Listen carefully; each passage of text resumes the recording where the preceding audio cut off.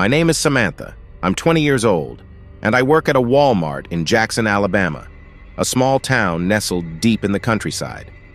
Since I'm not in school full-time, my boss often schedules me for the overnight shifts. Back when Walmart was open 24 hours, these shifts were routine, but also eerily quiet. The supercenter was mostly empty during the late-night hours, perfect for restocking shelves, but not much else. My shift this particular night was from 10 p.m. to 7 a.m. The only other people working were a couple of cashiers up front and maybe another stock worker or two scattered throughout the store. Given that the store was in the middle of nowhere, we didn't get many customers after midnight. It was just me and the endless aisles of shelves to keep me company. Around 11:30 p.m., while I was folding pants in the men's department, a customer approached me. He asked if we had a specific pair of jeans in a different waist size. I apologized and explained that what was on the rack was all we had. He nodded, thanked me, and wandered off. I didn't think much of it at the time, but when he returned the jeans to the rack, we made brief eye contact. It was awkward. He lingered just a little too long before walking away. The store quieted down even more as the night dragged on. By 1 a.m., the place was practically deserted. I had moved over to the appliances section to stock some coffee machines. As I worked, I noticed someone standing in the next aisle, watching me. Startled, I looked closer and realized it was the same man from earlier, the one who had asked about the jeans. Something didn't feel right. How could he still be in the store after all this time without buying anything? I casually moved my wagon into the next aisle to get a better look. His hands were empty. No items, no cart. He had been wandering the store for almost 2 hours without picking up a single thing. My stomach twisted with unease. I quickly finished stocking the shelves and pushed the empty wagon to the back of the store. I needed to take a break and clear my head. Maybe I was overreacting, but I couldn't shake the feeling that this man was following me. I sat in the employee lounge for a while, scrolling through my phone, trying to relax. After some time, I decided to move to the grocery section, hoping to put some distance between myself and the appliances aisle. I went into the dairy cooler, a large refrigerated area where we stored milk and other products, and started restocking crates of yogurt and milk. The sound of the giant refrigerators humming filled the air, drowning out almost every other noise in the store. Suddenly, the door to the dairy cooler burst open. My heart skipped a beat. Peering through a gap between the crates, I saw him again, the same customer, standing in the doorway. Panic surged through me. This was the employees' only section. No customer should be back here. I ducked behind a shelf and quickly pulled a large box of eggs in front of me to hide. The refrigerators were loud enough to mask any noise I made, but my mind raced. Why was he back here? What was he planning to do? I stayed hidden for what felt like an eternity. I didn't dare move, hoping he'd leave, but my heart pounded in my ears. After several minutes, I peeked over the top of the box. He was standing right in front of me, smiling. I screamed, shoving the box of eggs into him.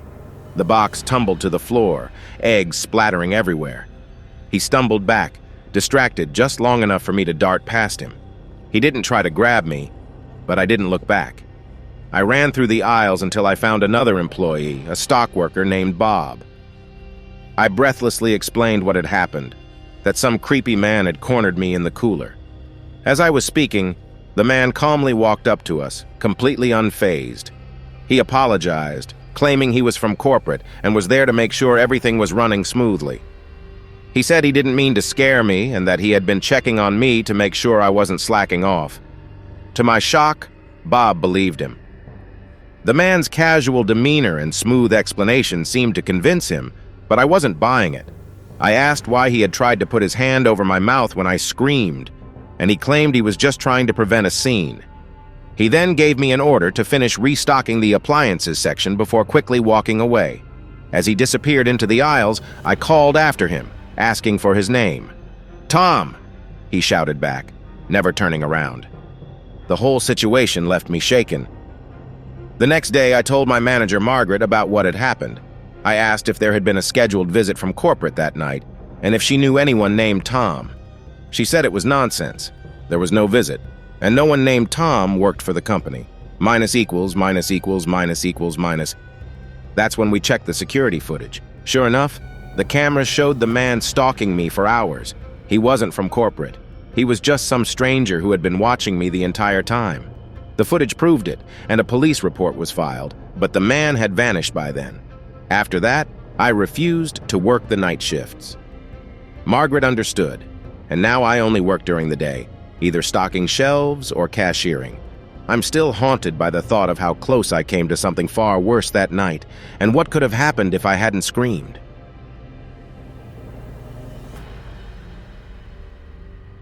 It was a cold October night when Jake, a college student in need of some extra cash, landed a temporary job working the night shift at a Walmart on the outskirts of town.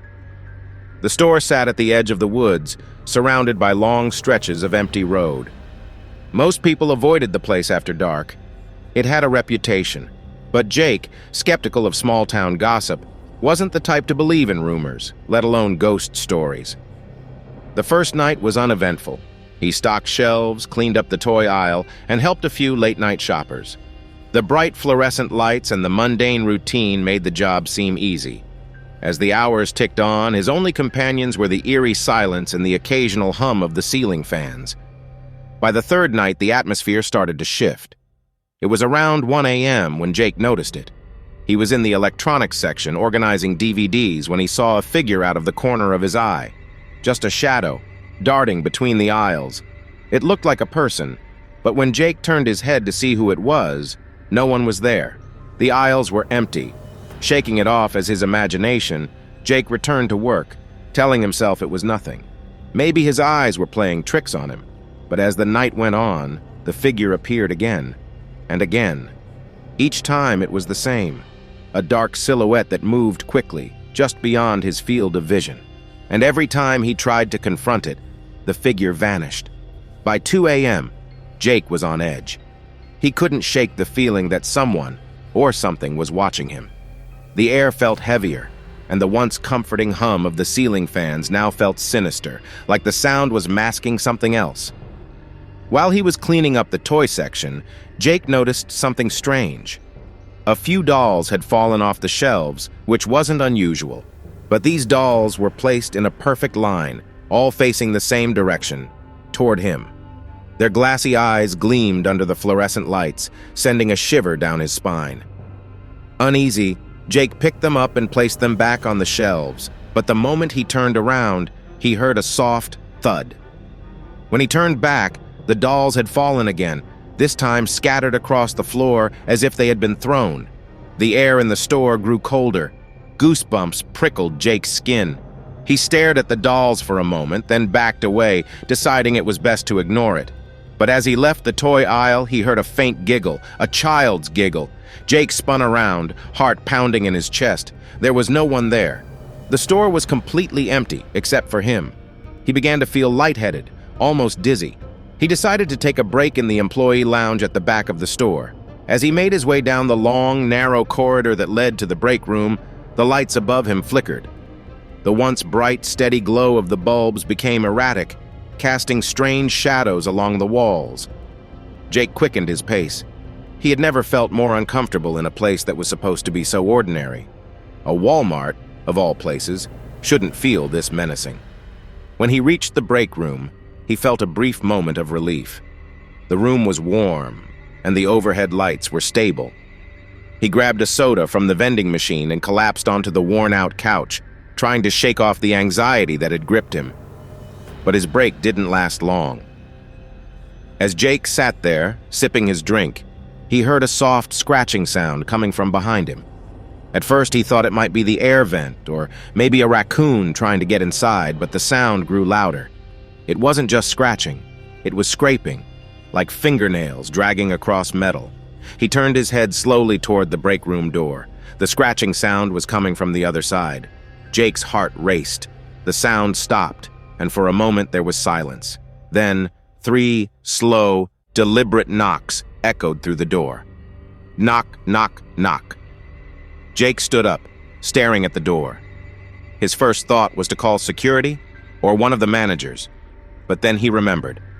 He was the only one working the night shift. No one else was supposed to be there.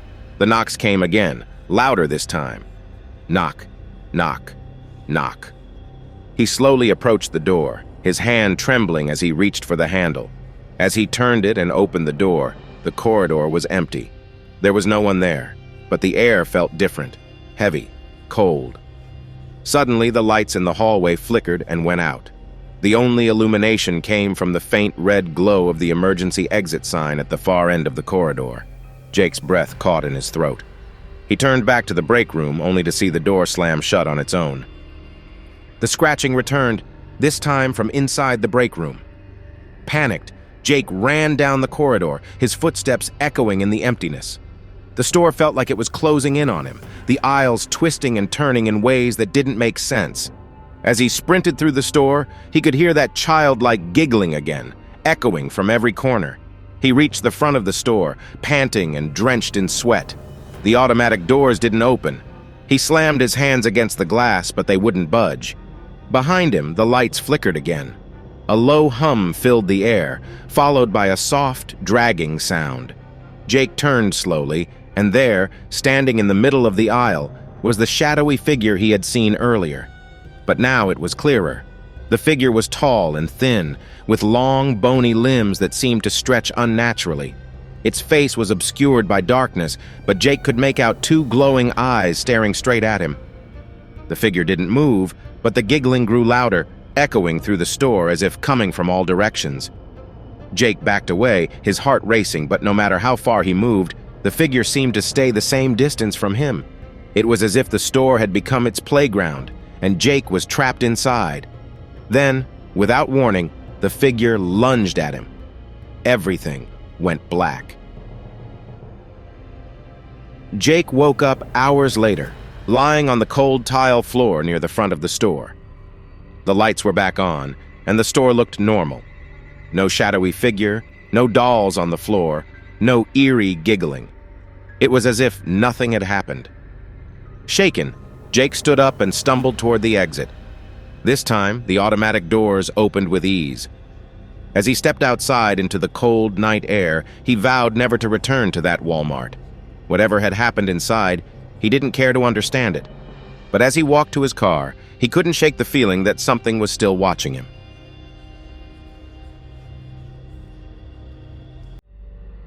If there's one place where you're guaranteed to encounter the weirdest, most unsettling creatures of society, it's Walmart. No matter which store you walk into, you're bound to see at least one person who makes you do a double take. But sometimes, strange isn't the word. What happened to me was something far more terrifying than weird. It was the Thursday night before Black Friday, and Walmart was open late. I was browsing the electronics section around 11 p.m., hunting for a new laptop. As luck would have it, I managed to snag the last one on the shelf, the one they were promoting with a great Black Friday deal. I grabbed the box, relieved that I'd beaten the rush. That is, until a massive, filthy-looking man came up to me out of nowhere. He was clearly unkempt and not in a good place. He insisted he needed that laptop badly. His tone was aggressive, but I nervously apologized and told him it was the last one. The man's face contorted in anger, and he started making a scene. My heart pounded in my chest. I'm not the type who usually gets into confrontations, and I could tell right away this guy wasn't normal. People were staring as he yelled at me, his voice echoing through the store. I hurried away, clutching the laptop, my pulse racing. When I finally got to the checkout line, I could still hear him shouting behind me. Some of the other customers tried to reassure me, saying the guy was probably just crazy, but it didn't make me feel any better. I rushed home, anxious to put the entire ordeal behind me. When I got home, my family was already asleep, so I headed out to the backyard by the pool to set up the laptop. I was still a bit shaken, but the quiet of the night helped me relax. That is, until the motion-activated light on the side of the house flickered on. Now, this light sometimes triggered randomly, usually from animals running through the patch of woods beside our property. But given how uneasy I already was, I decided to check. I walked around the side of the house, but there was no one there. No movement. Just the still night. Feeling a bit paranoid, I went back inside, locked the door, and sat in the living room to finish setting up my laptop. Suddenly, my car alarm blared outside. It was unmistakable. My Cadillac.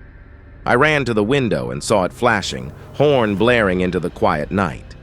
I dashed upstairs to grab my keys and frantically pressed the panic button to silence it, but it didn't work from inside the house. I stepped out onto the porch and clicked it again, this time turning off the alarm. That's when I noticed a car parked in front of our house. It wasn't there when I got home. We live in a quiet, gated community where everyone has their own driveways. Seeing a random car on the street was suspicious enough, but then I noticed someone sitting inside it. Panic flooded my chest. I quickly went back inside, locking the door behind me.